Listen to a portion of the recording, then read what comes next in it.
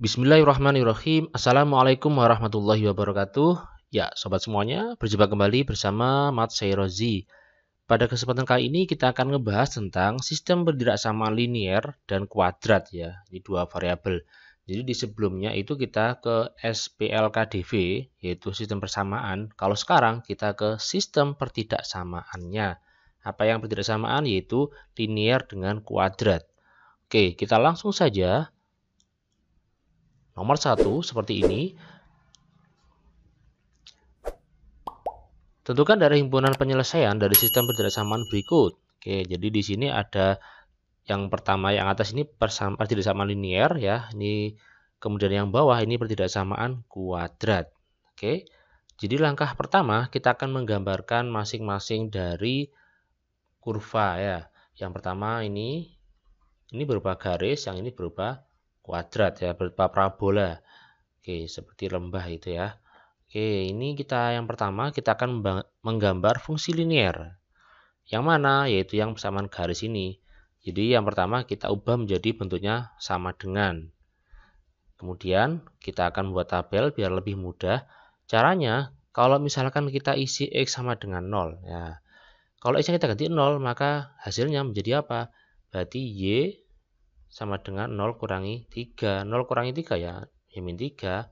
Berarti Y sama dengan min 3. Makanya di sini hasilnya adalah min 3.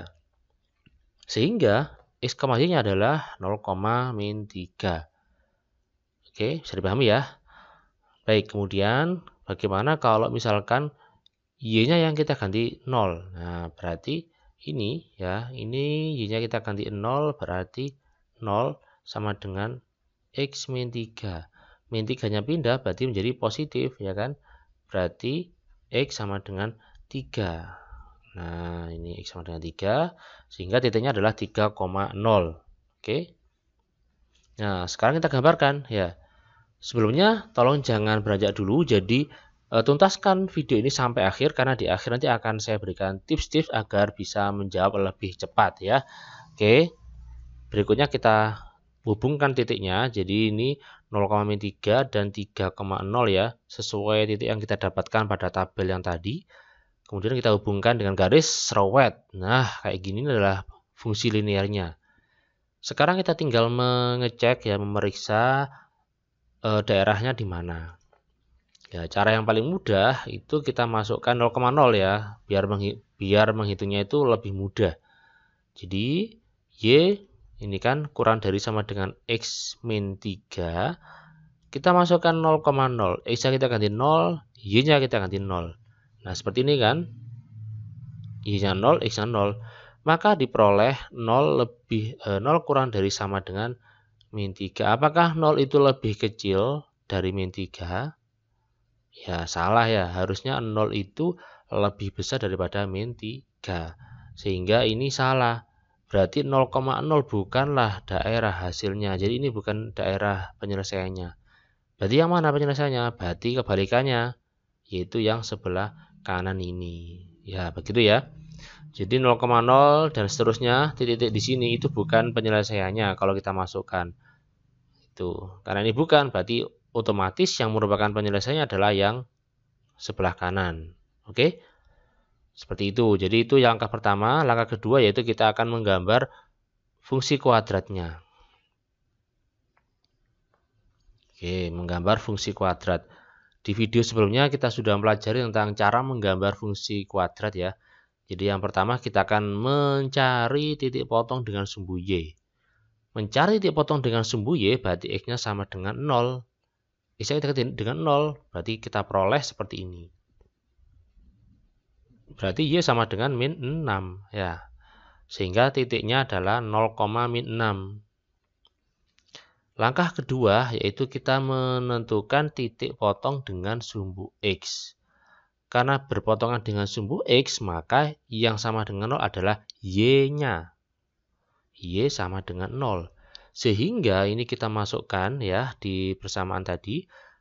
Y-nya 0, maka diperoleh 0 sama dengan X kuadrat min X min 6. Ini kita akan faktorkan ya. Faktoran juga kita sudah membahas itu. Bilangan berapa kalau dikali itu hasilnya min 6, kalau dijumlah hasilnya min 1. Oke. Jadi 6 itu kan 2 kali 3 ya, dan 1 kali 6. Karena di sini min, nah maka pasti tandanya itu berlainan ya, plus dan min. Yang betul adalah ini min 3, ini 2 ya. Kenapa? Karena min 3 dikali 2 itu adalah min 6. Nah, ini kan min 6. Kemudian min 3 ditambah 2 itu adalah min 1. Nah, ini min 1. Nah, seperti ini ya. Berarti kita peroleh titiknya adalah min 3 dan 2 atau plus 2 ya. X min 3 dan X plus 2. Setelah itu kita pecah ya, X min 3 sama dengan 0 atau X plus 2 sama dengan 0. Sehingga X1 nya sama dengan, oke ini saya hapus ya, mohon maaf ini karena oke. Sehingga kita peroleh X1 nya sama dengan 3 dan X2 nya sama dengan min 2 ya. Kenapa kok 3? Karena pindah ruas ya. Jadi di sini X1 sama dengan 3 ya, X2 sama dengan min 2. Oke, seperti itu. Jadi titik potongnya yaitu 3,0 dan min 2,0. Ya, karena Y-nya kan 0. Jadi ini kan X, Y. X, Y. Berikutnya kita akan mencari titik puncak. Ya, mencari titik puncak berarti rumusnya X sama dengan min B per 2A. Ini merupakan sumbu simetrinya, min B per 2A. Nah, B-nya berapa? B-nya di sini kan 1. Ya, A-nya juga 1. Sorry, B-nya min 1 ya, ini ada min. Oke, berarti ini kita tinggal masukkan. Nah, B-nya min 1 ya, berarti ini min 1 per 2 kali 1. Min 1 ya plus 1. 2 kali 1 ya 2. Berarti X sama dengan 1 per 2. Ini merupakan sumbu simetrinya. Untuk menentukan Y-nya, maka kita tinggal memasukkan di persamaan kuadratnya. Nah, persamaan kuadratnya. Jadi X-nya kita ganti dengan setengah. Ini ya. X-nya diganti setengah. Nah, setengah pangkat 2, 1 per 4. Ya. Oke, tinggal kita operasikan pecahan ini ya. Berarti seperti ini. Ini kita samakan penyebutnya. Jadi awalnya kan 1 per 2. Dengan 1 per 4 kan nggak bisa. Harus disamakan dulu penyebutnya ya. Maka ini kita jadikan 4. Dikali berapa? Kali 2, maka atas kali 2. Oke. Sekarang saya tinggal kurangi 1 kurangi 2. Ya, min 1 ya. Berarti min 1 per 4, min 6. Min 1 per 4, min 6. Berarti min 6 per 4 ya. Karena min tambah min kan hasilnya juga min. Tambah banyak minnya. Oke, kita peroleh titik puncaknya yaitu setengah, min 6, 1 per 4. Ya. Jadi setelah kita dapatkan seperti ini, maka kita tinggal menggambarkannya. Oke, ini kita simpulkan ya. Sekali lagi saya ingatkan, tolong disimak sampai akhir karena di akhir akan saya berikan tipsnya ya, sehingga bisa lebih cepat. Oke, ini. Nah, kita gambarkan menjadi seperti ini. Jadi yang pertama, titiknya ini tadi 0,6. Nah, 0,6. Kemudian di sini min 2,0 dan 3,0. Ini titiknya, titik puncaknya ya. Ini setengah ini di sini. Nah, setengah, min 6 seperempat. Oke. Sekarang kita akan cek ya. Kita akan cek uji titik yang paling mudah yaitu 0,0. Nah, masukkan 0,0. 0,0 kan ada di dalam ya, di sini 0,0. Kita masukkan. Kita ganti 0 X-nya ini. Nah, maka kita dapatkan 0 lebih dari sama dengan min 6. Apakah betul 0 itu lebih dari min 6? Betul ya. Ini oke. Nah, karena betul, ya berarti 0 kan ada di dalam, berarti daerah yang di atas adalah yang dalam. Nah, ini merupakan penyelesaiannya. Daerah penyelesaian dari pertidaksamaan kuadrat tersebut. Oke, bisa dipahami? Nah, berarti kita dapatkan seperti ini. Tadi ini adalah fungsi linearnya, ya.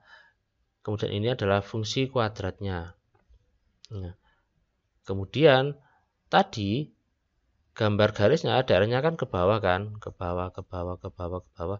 Nah, yang beririsan dengan daerah penyelesaian dari ketidaksamaan kuadrat adalah maka ini. Nah, ini daerahnya adalah seperti ini di dalam ini. Atau lebih jelasnya di sini ya. Nah, kayak gini. Ini lebih jelasnya seperti ini. Ini adalah daerah penyelesaian dari pertidaksamaan sistem pertidaksamaan y kurang dari sama dengan x min 3 dan y lebih dari sama dengan x kuadrat min x min 6. Oke. Sekarang ya sobat semuanya, sekarang bagaimana cara cepatnya untuk menentukan daerah dari pertidaksamaan kuadrat? Kalau pertidaksamaan linear kan mudah ya. Kalau pertidaksamaan kuadrat kan ini perlu tips. Oke, jadi di sini saya punya fungsi ya, fungsi kuadrat. Fungsi kuadratnya itu y sama dengan x kuadrat. Tapi di sini saya buat menjadi pertidaksamaan. Itu bagaimana kalau lambangnya seperti ini, atau saya balik begini, atau nggak ada sama dengannya, atau sekarang saya punya lagi kalau ini saya kasih min. Nah, kan beda nanti. Karena kalau positif, ininya positif kan kurvanya menghadap ke atas. Kalau min maka kurvanya menghadap ke bawah, beda. Oke. Nah, ini tipsnya ya, silakan diperhatikan. Oke ya. Jadi, silakan diperhatikan perbedaan antara tanda kurang dari sama dengan ya, tanda kurang dari sama dengan tanda lebih dari sama dengan. Nah, ternyata kalau tandanya itu lebih dari sama dengan ya, y-nya ini, maka daerah penyelesaiannya adalah di dalam. Itu berlaku jika kurvanya menghadap ke atas atau A-nya bernilai positif. Ya. Jadi, kalau misalkan ada Y sama dengan AX kuadrat plus BX plus C, di mana A-nya itu positif, ya, maka kalau ini saya ganti begini, nah, maka daerah penyelesaiannya adalah yang dalam. Kalau ini saya balik, Pak. Oh, berarti daerah penyelesaiannya adalah yang di luar. Seperti itu. Sekarang bagaimana kalau tidak ada sama dengannya kayak nomor 3 ini, Pak? Nah, kalau tidak ada sama dengannya maka kurvanya, parabolanya ya, dia itu garisnya putus-putus kayak gini. Nah, putus-putus ya kayak sinyal. Ini juga demikian ya, yang nomor 4, putus-putus. Tapi pada prinsipnya sama, ketika Y yang dimakan, maka daerahnya adalah yang dalam. Oke? Itu berlaku jika A-nya positif. Bagaimana kalau A-nya negatif ya, seperti nomor 5 dan 6, ternyata berbeda ya. Ternyata kebalikannya. Untuk kurva yang yang menghadap ke bawah seperti ini ya. Kalau Y-nya itu yang dimakan, maka daerah penyelesaiannya adalah justru yang di luar. Contohnya kayak nomor 6 ya.